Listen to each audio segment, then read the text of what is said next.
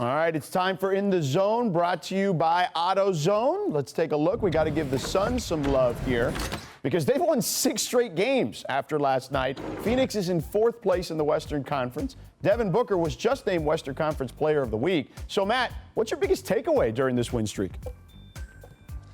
This is the CP3 effect. I knew once they got their chemistry down, CP3 was going to be the best thing happen to Booker and Ayton. CP has a long list of making bigs better. Tyson Chandler, DeAndre Jordan, Clint Capella.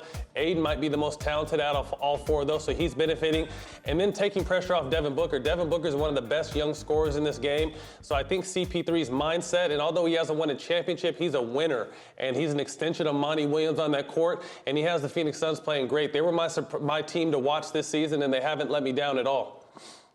We remember how good they were in the bubble last season, and that was no fluke comparatively to the Heat. You mentioned Monty Williams, but I think that CP3 deserves a lot of credit here. Remember when he went to OKC and people thought, he might not even go. He might kind of mail it in. Nope, that didn't happen. Then he goes to Phoenix. We're going to mail it in. Nope, that didn't happen either. Both of those teams got better. CP3 has established himself as a guy that when you need a problem solved, he can solve it from a leadership standpoint. It's great to see because this is one of the more talented teams in the league that was sort of floundering, not really figuring out what they could do. Now they have. It's a really fun squad to watch. It's funny. I was watching DeAndre Ayton in the postgame yesterday, and he was asked by Dwayne Rankin, who covers the Phoenix Suns for the Arizona Republic. He was asked basically like, hey, what's the big difference here? And he pointed out the kind of accountability that they're dealing with and how in practice they will talk things through and they'll go at each other a little bit, in a productive way, right? And be constructive. And Matt, you said it, the CP3 effect. You know that Chris Paul wants things done a certain way because he knows what it takes to win at a high level, albeit having not won a championship. He's been as close as you can get to getting to the finals and certainly has been a fantastic player, one of the best point guards in the history of the sport. So, like those conversations in practice with him, you've been a part of that. What are those like?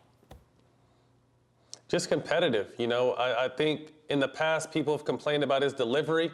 I think he's worked on his delivery, but everything he's saying is always right. And another thing we haven't mentioned is their defensive efficiency. I want to say they're number 6 in the league at the defensive rating, and that's very important out there. So the CP3 effect is in full effect on both sides. But like I said, he's a great communicator and listens to everyone and talks to everyone. And I think that's all that's going on is these guys are all in sync, all on the same page. And we're really getting to see how good Ayton and Booker are now that there's someone to facilitate to both of them and kind of mentor and guide both of them as well.